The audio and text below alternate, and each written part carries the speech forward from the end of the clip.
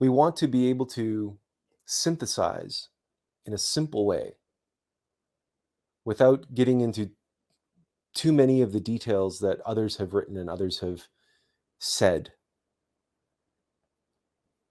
At the same time, we may need to go over some of that material and put it into the context that we are discussing here today. In general, the single unifying nexus that unites all those who either describe themselves as or identify with the description of, the unifying nexus behind all these souls is that we have a deep, deep, deep longing and pull to help others.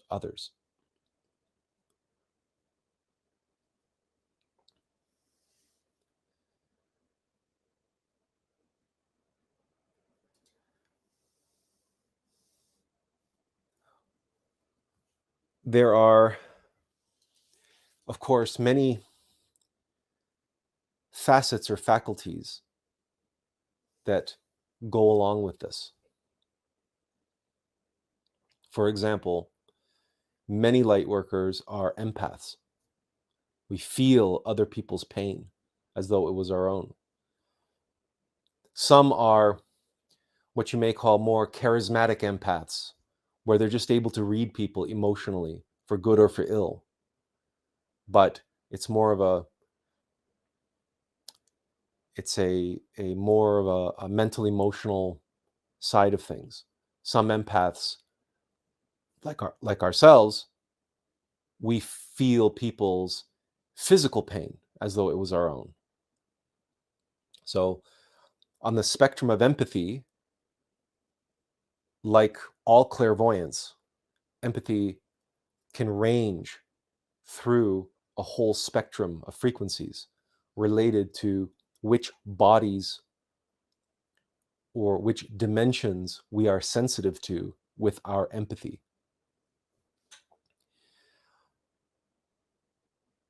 It's in much the same way that all clairvoyance works this way, where just because someone is clairvoyant doesn't mean that they see the full spectrum of energy. They may see a narrow band of energy, which of course is beyond the energy which constitutes the five senses in 3 dimensions. But some people are empathetic towards electricity, for example, and some people are sensitive toward electricity and magnetism. And some people are clairvoyant towards emotion, so they have emotional empathy. Others are clairvoyant for the mental plane, so they have empathy on the mental level. This means that they can practically read other people's minds, perhaps not with pinpoint precision, but they have this intuitive clairvoyance related to what other people are thinking, not just feeling.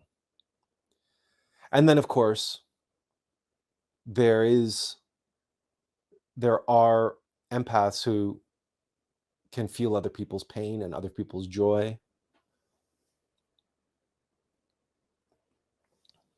That empathy, that sensitivity to others, often extends to the animal kingdom.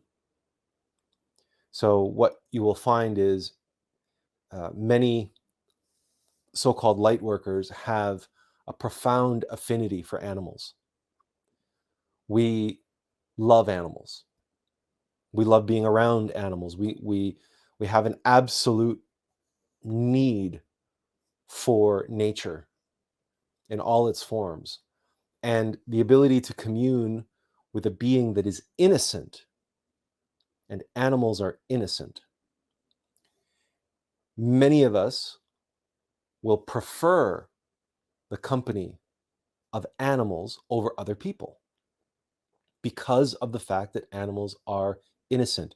Yes, they have ego, but their egos are in check. Their egos are in line with their nature as part of mechanical nature still. And so generally speaking, animals don't misbehave in the same way that humans do. And animals don't betray in the same way that humans do.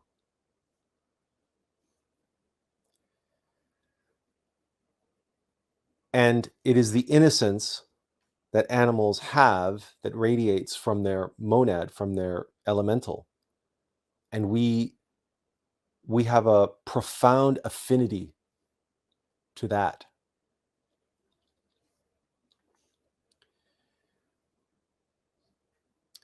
Another aspect that often unites or connects those who are here to work on behalf of humanity for the sake of others and for helping others is that many of us have gone through various kinds of childhood trauma or very difficult lives. We've suffered a lot, generally speaking. Not always, not everyone, but most of us. Most of us have been through a lot. And in that going through a lot, we have learned much about ourselves, about others, about the nature of the world, but also, by and large, the Lightworker phenomenon leans toward or tends toward a state of overt positivity, even in the face of so-called negative events and negative memories. Lightworkers are, at the bare minimum, the glass is half full beings. And recalling my own life, I can remember having arguments and disagreements with family members because I grew up in a glass is half empty household. And of course, in my younger foolish days, it really irked me. It got on my nerves that I was surrounded by people who were always looking at the negative side.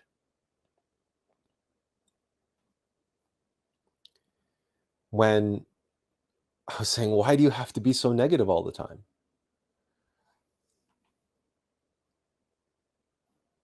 The tendency and the longing for positive outlook and a positive outcome and a positive way of seeing the world, even in its present state or in whatever state it is at the moment, or our lives, or our loved ones, or our family members, or our relationships, or anything.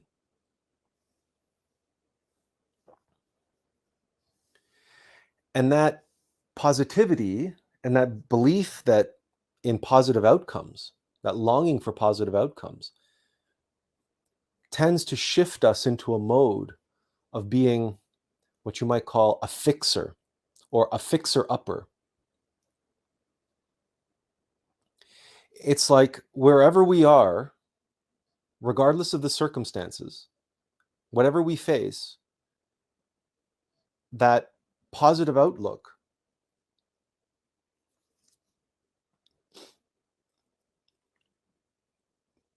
has us see beyond whatever limitations there are or whatever is holding back the potential of a given outcome.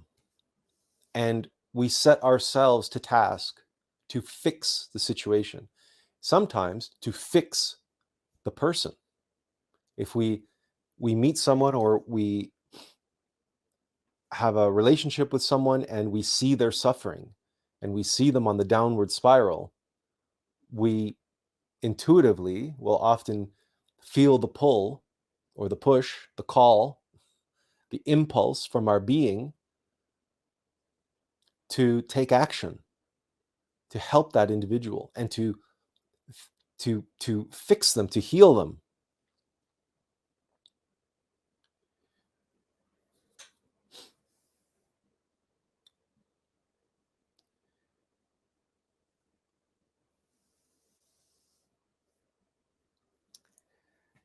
Of course, there are other indications. So, for example, most of us have a strong spiritual inclination, but have a innate distrust or suspicion of religion. We have an intuitive knowing that the so-called great world religions are not what they should be, not what they could be, not what they once were when they were founded by their avatar. So, for example, Christianity, which was essentially founded by Jesus and his apostles. Well, what Christianity is today is a pale shadow to what true Christianity is. And light workers, or we're going to use that word, or star seeds, again, they go by many names, right? One of the reasons why you're here listening to this is because you know that you're not going to receive any sort of religious dogma. You don't have to join anything. You don't have to contribute any money. You certainly don't have to worship anyone here or believe anything. In fact, you're here precisely because we encourage you not to believe anything, because we speak out against all belief. You are here because intuitively you know that belief is hypnosis and ignorance, and that knowing is gnosis, self-evident experiential knowledge. That is what we seek as so-called light workers. We came here for a reason, and we came here to this planet at this time precisely because of the experiences that we can have here now that we cannot have anywhere else. And precisely because of the experience that this humanity is going through here and now, that it is so much in need.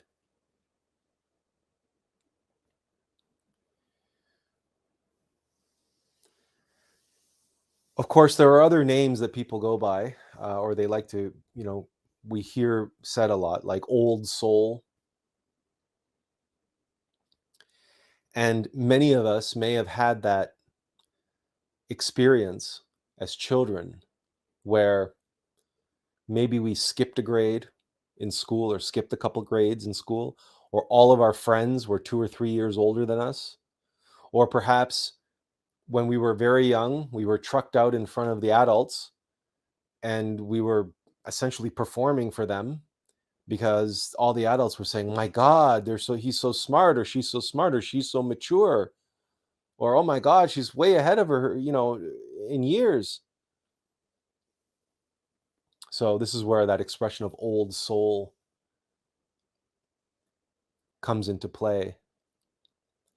And a lot of us had that experience growing up as a child, is that we felt like, and especially around adults who were hypocritical. We have a nose for hypocrisy.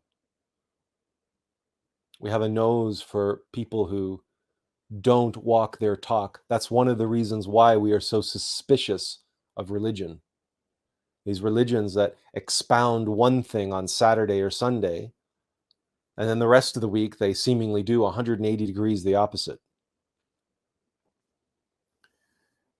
how they've been politicized and how they've been used and so on and so forth. Well, there's so much hypocrisy in the world, and we just know it. We have a nose for that.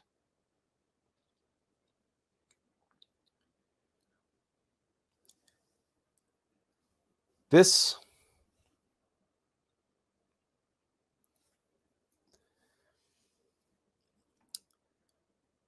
all of these characteristics. Well, let's keep going. Many of us may find ourselves being pulled to the healing arts. And perhaps in our younger years, we even approached, physical, to be allopathic healthcare, or medicine, or other, perhaps psychiatry or psychology. And as we approached the physical materialist, scientific, reductionist viewpoint of physical and mental health, of wellness, we probably felt some kind of intuitive understanding, or an intuitive pull that this isn't enough. That I'm here to be a healer, but I'm not here to prescribe medications to people who are suffering. That's not being a healer. That's managing symptoms. And so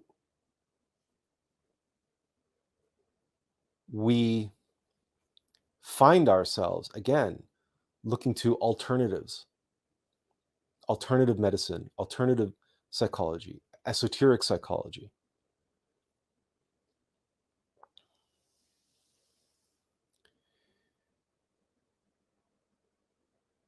So it goes without saying that we are very intuitive,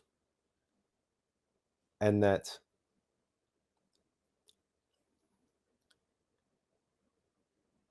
we are empathetic, and we have also a lot of energy. We can be very intense at times, and we feel that intense energy emanating and radiating from inside of us. And this can be a blessing and a curse, because when it's a blessing, then obviously that energy is flowing through us in an upright and positive way. And if it is received as a blessing, if it is received with open arms, and wholeheartedly welcomed by those whom we are serving through that energy, or with that energy, those who are on the receiving end of that energy, then a powerful connection can be made, and we have the most incredible feeling of fulfillment.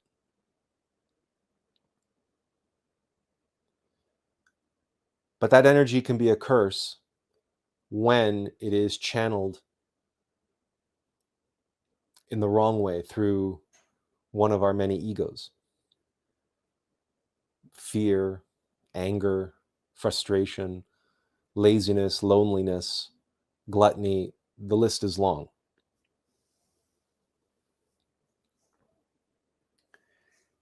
Because as intense as we can be in a positive way, the energy, the fire, is the same fire that can fuel our negativity. And even though generally we are positive all the time, and generally we try to be upright and forthright,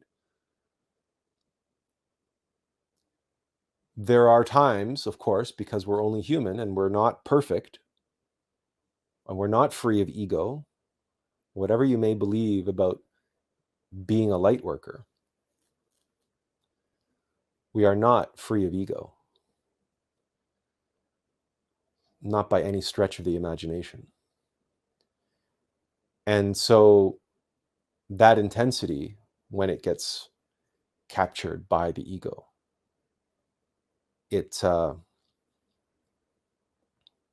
well, you all have experienced that in one form or another.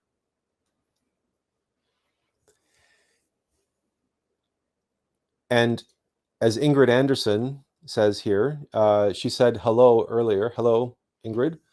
Glad to have you with us. She rightly points out here that that intensity, that energy, is often too much for most people. So many of us experience this, where we might call them the normies, the muggles, and we use these words not in a derogatory way, but in a descriptive way. Those individuals who look at us like we're aliens, like we don't belong, like we are strange, like there's something off about us. Just they see us as being different and being not quite able to fit in, as much as we feel ourselves being different and not quite able to fit in. So, but we know who the normies are, the muggles, those who would never identify as a light worker, who don't have these experiences, who can't relate to all of the different things that we are talking about here.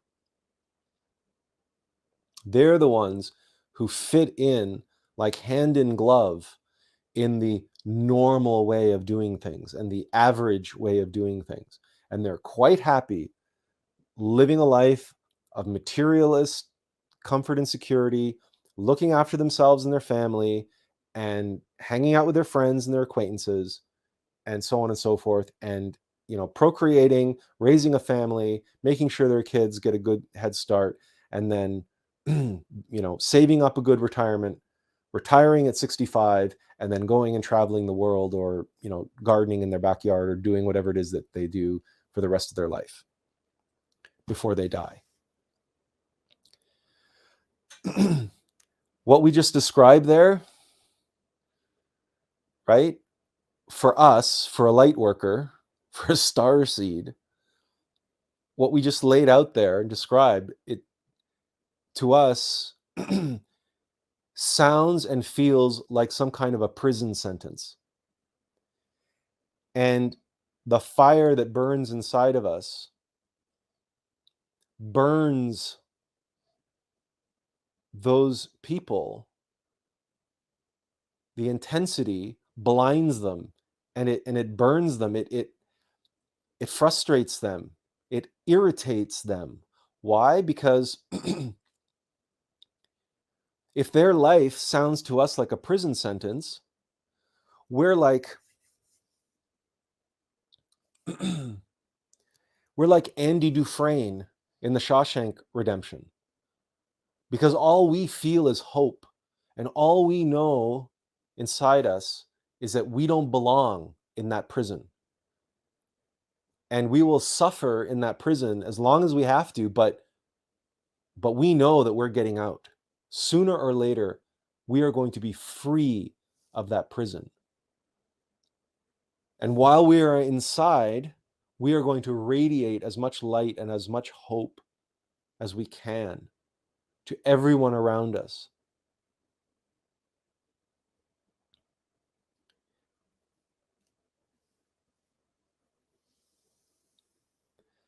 And, and perhaps even help one or more of them liberate themselves. Like Red, when he finally gets out on parole. It's only because of Andy Dufresne's hope that Red seeks out the big tree and the volcanic glass rock buried beneath it.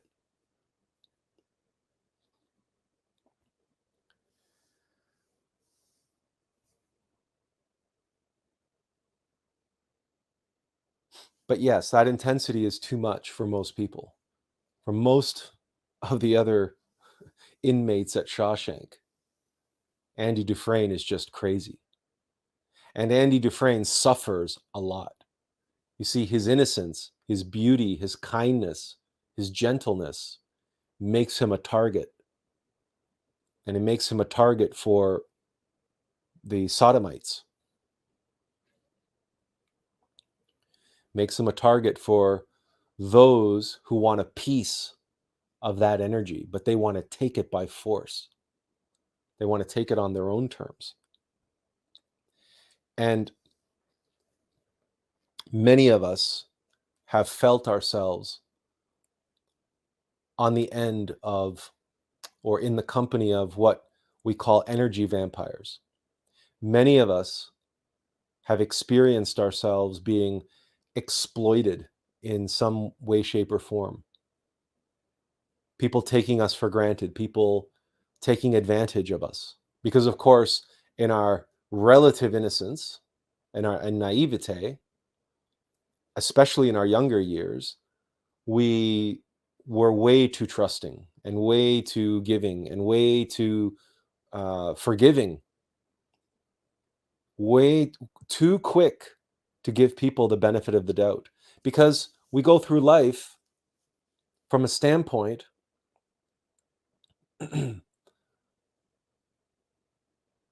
all we know is how we see the world.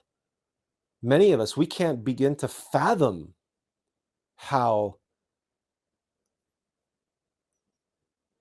uh, greedy and needy and egotistical and narcissistic, sociopathic, psychopathic individuals. It's very, very, very difficult for us to put ourselves in their shoes because we just can't see the world that way.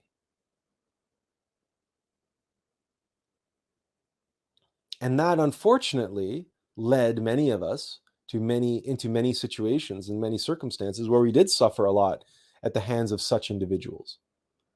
And we learned the hard way by being on the receiving end. And it is safe to say that very, very, very few of us, we may have for a time become cynical. For a time, we may have fallen into, a real dark place and become cynical and become untrusting and so on. But that, we never stayed too long in that place, because our inner light and our love and our capacity for forgiveness and the capacity to forgive ourselves and that pull of our being to get on with our work and get on with our mission and say, okay, so we know, we've learned better now not to cast pearls before swine. Don't cast your pearls before swine. We've all learned that the hard way, one way or another, where sharing our love and light is all well and good. But if we share that with people who are just gonna siphon it off like parasites, like vampires, and completely abuse us, and in the process, we realize it's a complete waste of our energy. It's a complete waste of our time. Casting pearls before swine is stupid. We were wrong to do that. We were wrong to be so trusting. We were wrong to try to, quote, save everyone.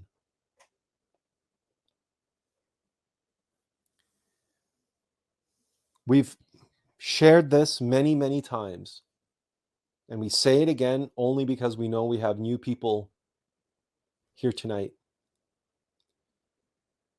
When we were taken before the council of the Great White Brotherhood, the Great White Lodge, the Ascended Masters, in other words, and all of them held council. And there we were, and we describe the feeling of it. We felt like little 6-year-old Anakin Skywalker in front of the Jedi Council. But you want to talk about intensity. The whole council, all 12 of the Ascended Masters, all simultaneously, not just telepathically, but consciously, impressed upon us this simple phrase. Now listen very carefully. You do not have to save everyone.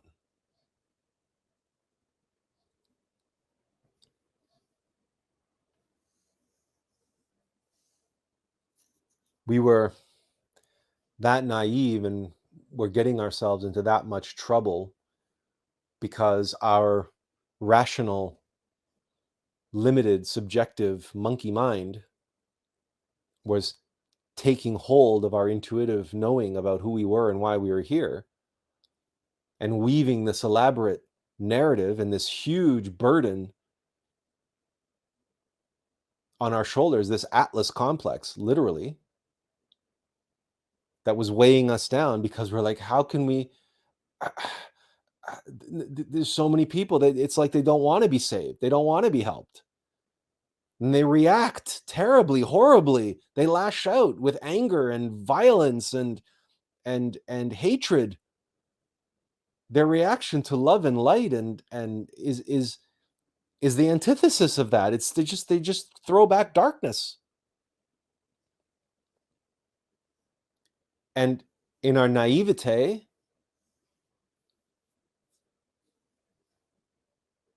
we were young and we were foolish, and we were letting the fact that we were casting pearls before swine, and the swine were responding as swine do, and we were letting that so burden us. It was so get to us.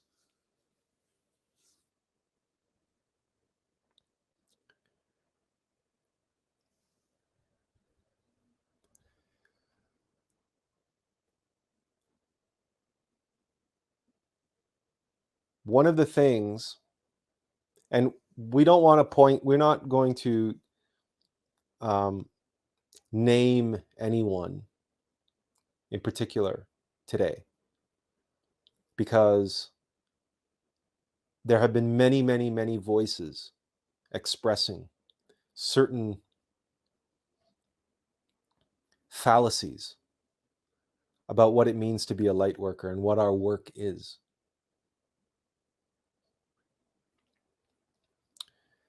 And one of those fallacies is the idea that light workers are here to simply vibrate at a higher frequency, and that somehow magically, just by being, their radiance, their living their positive life and their positive vibrations, just magically their higher vibrations will raise the vibrations of everybody around them, and that if we have millions of light workers all over the world, all raising their vibrations and all vibrating at this higher frequency, that somehow through the power of entrainment, all of humanity is going to be engulfed in that vibration, and then we're going to raise this whole humanity up from the darkness that it's in, and from the hypnosis that it's in, and that all of humanity is going to awaken. We're on the verge of this mass global awakening, and that there's a whole contingency of light workers out there that just have to be the light and the love.